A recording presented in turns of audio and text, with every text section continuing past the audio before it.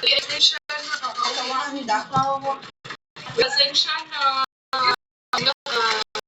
Happy New Year. Kumusta? Tagal-tagal na rin. Higit isang buwan. Last natin kita. Birthday ni Maddie. Kumusta, guys? Happy New Year. Happy Christmas. Happy everything. Nag-BT kasi ito. Happy New Year. Sorry na. Okay lang. I know what. Kay anong tawag nito? Kay isama ko pa yung dalawa.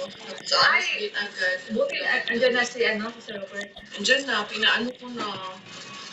Diyan muna tayo kaya. Nabaga mo si Jackie.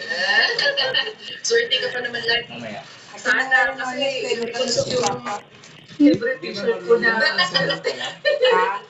Sana, swerte yan, Jeff. Sana meron tayong kuha. Meron yan. Bakit po si Papa? Swerte ka, Jay. Tingnan mo, sarado na. But he got messenger already. Sabi ko kasi hindi mo suot yung t-shirt mo. Oo naman. Wala, kami. Sarado na si Mr. Suspense. Medyo weekend kasi ngayon. Tawag nito Friday. Siyempre, gimmick day ngayon. Gimmick day. Because tara doon tayo kay Warla. For sure, doon hindi tayo naanak ko yung kalaban dito. Finish yun siya, yung parang construction, sa construction siya nagtatrabaho kasi yung uniform niya kahapon. Sa construction yung uniform na yun eh. Oo.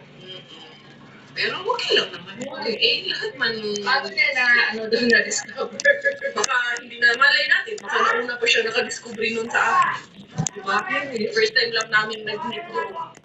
First time lang namin nag-meet. Wala, parang wala lang.